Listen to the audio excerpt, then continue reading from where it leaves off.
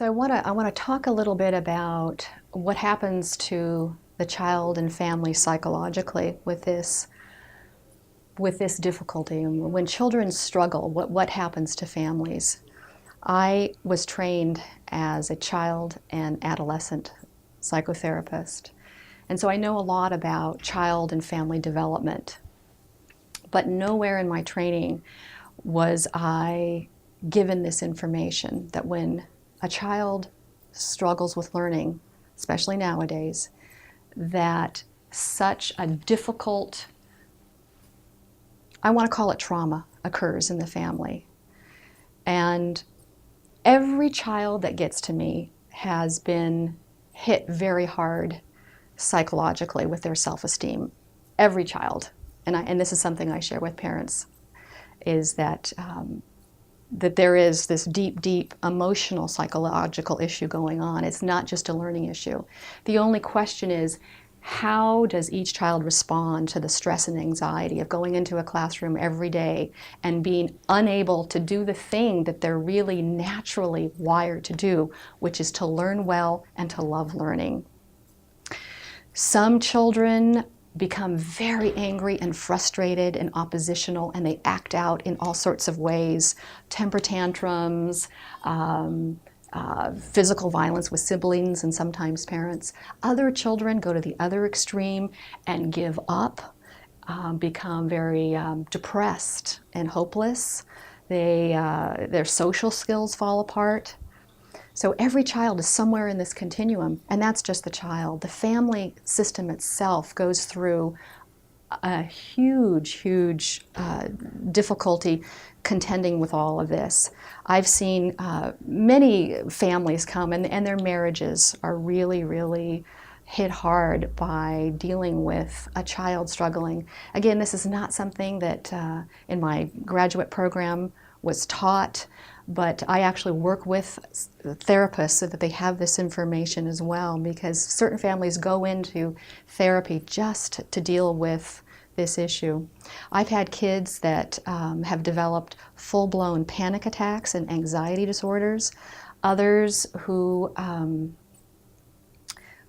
refusing to go to school and will find any reason to stay home.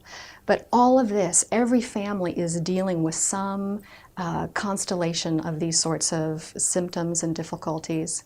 The thing that's amazing is no matter how long this kind of struggle has gone on, after starting the system, after using it to align the child with their natural learning and giving parents the tools to consistently reach them and have consistent success, it changes very dramatically. I've seen families where there are panic attacks, where there are marital difficulties, where there are children that are sick all the time, simply shift into a more normal way of living and being together.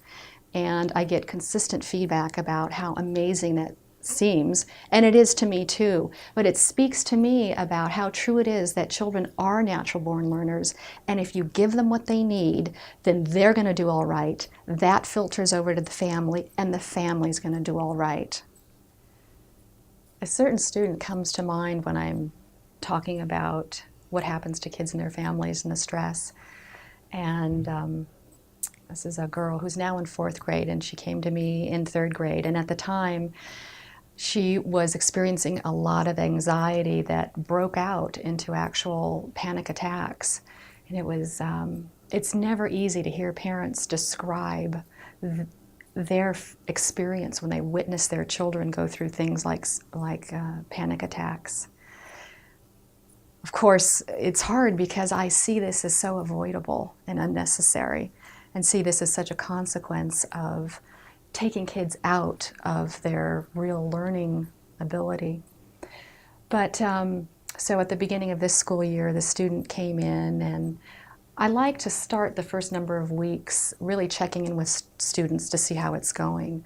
For many of them, it brings a renewed sense of worry, so it's good to let them talk about this.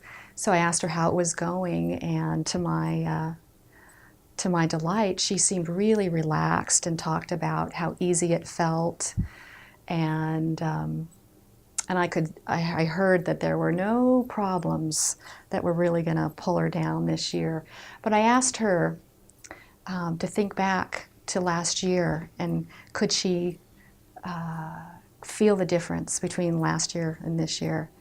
And for her, now in fourth grade with a little more self-awareness, she really thought for a moment, and she talked about how hard it was last year, and she really got it herself, that this is really different. She got it very consciously, and she grew very quiet as it really impacted her, and she looked up at me and right in the eye and just said, "Thank you." She really understood in her own way the great distance she's traveled and what's different for her. So that was a very special moment. She also went on at that point, really being in touch with what she's gotten, how different her life is. She started talking about the other kids in the class that she knows needs this. And that often happens with kids. Once they get across that hump and are home free, it's not uncommon for them to tell me about the kids, tell me their names, and that they know how much they would be helped. They get it, and they feel, they remember their own suffering, and they see what's going on in the classroom, and they really have a heartfelt desire to help.